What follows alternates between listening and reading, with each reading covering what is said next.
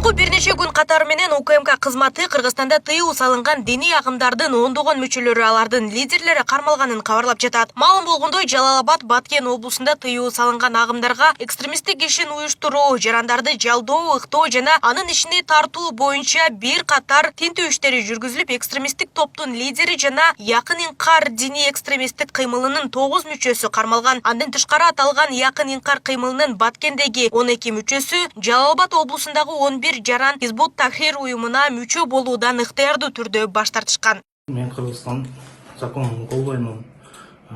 Мына Бегебат айылында болгон флаг байрак эмес боюнча мен ал нерсеге каршымын.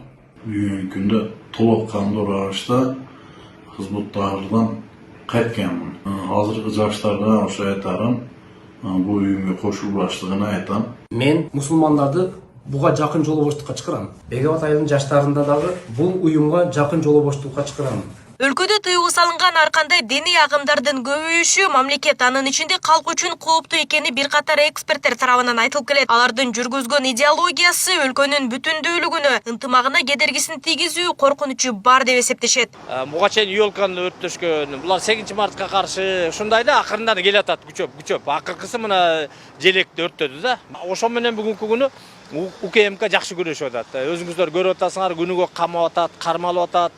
Жанагындай граната менен, автомат менен даярдангандар болуп атат. Кээ бирлери башка багыттагы теченияга кирип кеткендер баш тартып атат. Мына мен аяктан чыктым, салттуулугуга кирдим деп. Алар менен баягы профилактика иштерди жүргүзүп атат, түшүндүрүү иштерин жүргүзүп атат, аларды бери тартып атат. Бул жакшы, мамлекеттин иши ошондой болуш керек. Кыргызстанда тыюу салынган жалпы 21 диний агымдын тизмеси бар. Уюмдарды өлкөдө пропагандалоо ишине каршы атайын кызмат тарабынан тынымсыз профилактикалык аракеттер көрүлүп келет. Ал эми мындай уюмдар менен күрөшүүдө бир эле Кыргызстанда эмес, Орто Азияда, анын ичинде коңшу мамлекеттерде да катуу күрөш жүрүп келгени маалым. Ошол эле тажик бийлиги, өзбек, казак бийликтери дагы булар менен күрөшүп атат. Булар дагы мыйзамга алышты, президенттер кол койду, жанагы сакал өстүрүп жүргөндөрдү кырктырып атат. Тажикстанда мисалы үчүн өзбектерде деле паранжы кийгенди тыюу салып атат. Мына ушундай кадамдарга барып атат да. Айла жоктон барып атат да. Мамлекет дагы бир чара көрүш керек да. Антпесе эмнеси мамлекет? Булардын жайында койсоң, булар мамлекеттин түйүнө жетет да, жок кылат мамлекетти. Ошон үчүн биз жалгыз эле кыргыз эли, кыргыз мамлекети бул маселени чече албайбыз. Керек болсо Орто Азиядагы мамлекеттер дагы чече албайт да. Ошол эле Өзбекстан, Казакстан, Тажикстан чече албайт.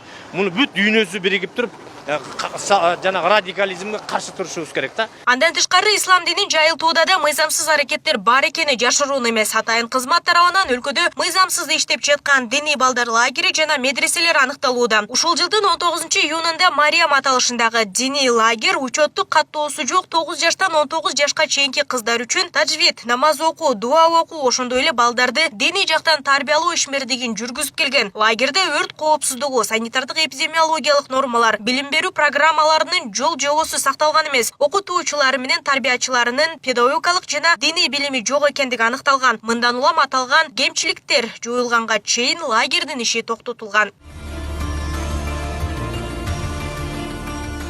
Ал эми Чүй облусунун Аламөдөн районунун Васильевка айылынын аймагында мыйзамсыз иштеп жаткан диний билим берүү мекемесинин ишмердүүлүгү аныкталып, бөгөт коюлду. Аталган мекеме тийиштүү тараптардан каттоодон өткөн эмес. Териштирүүдө дин жана билим берүү тармагында архитектуралык, курулуш жана санитардык гигиеналык нормаларды бузуулар катталып, медреседе атайын окуу программасы жок, жашы жетелик 33 бала билим алып жаткандыгы аныкталган.